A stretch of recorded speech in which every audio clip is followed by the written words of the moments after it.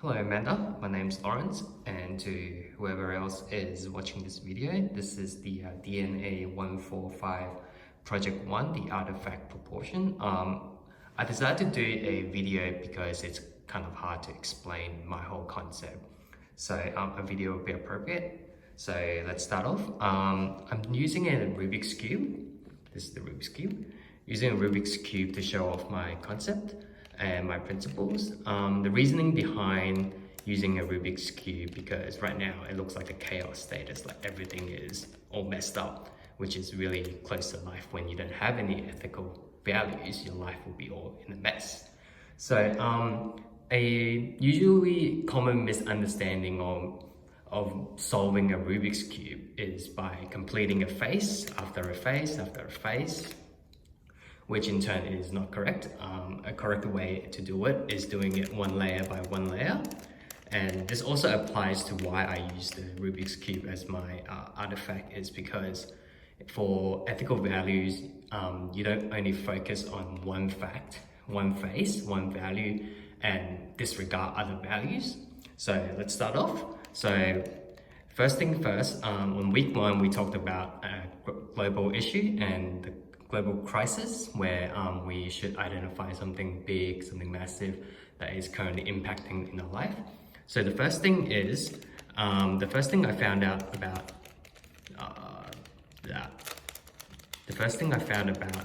the global crisis, which is I'm pretty interested in, and bear with me, I haven't played with this in a long time, if I can still remember how to do it. There we go, and there we go. So the first thing is waste. Waste is a big global crisis to me, and I think it's something that we all need to understand and try to improve in the future. So waste would be a baseline of my other ethical values, why and how they input into waste. So carry on, once we've done this first layer, I kind of look at what else is impacting my personal life, or what else holds value to myself. And something I found out is usually some quotes, it's a really brief description to start off. So like, let's say enjoyment of way of living, something to behave and to love yourself, sharing is caring, if you know what I mean, and to give and to help, a really brief description of what I really care.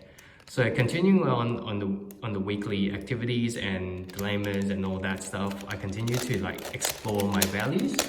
So by continuing on solving the layer, let's see if I can still remember how to do this. There we go. Let's see.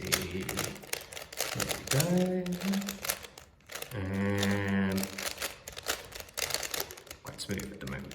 So after doing one layer after layer without changing the base of waste, which is a thing that I really focus on, and I started to find that, let's say for this one, sharing is caring, and then there's always contradiction between my values, when usually if you don't share, it's selfish, and if you don't give and you don't help, the contradiction will be cold, which is sometimes in the case where there's things you don't like, yada yada, and then there's all other sorts of things as well, which is also in the description attached to the file.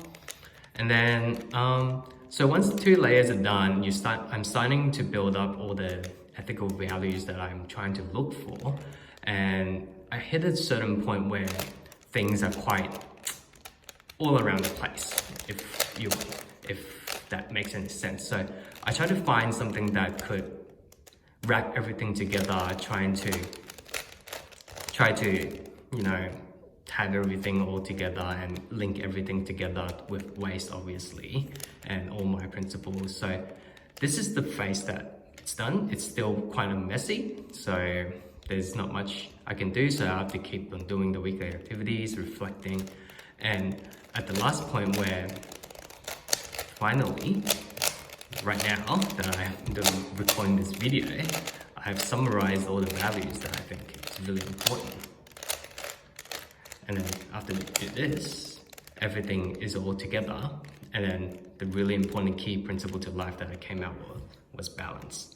So without balance, everything else will be in the mess. And it's a key principle to my life. And obviously there's balance, there's a contradiction between balance, which is disruption. But so when you see disruption, it's when everything is in a mess, there's no balance to it.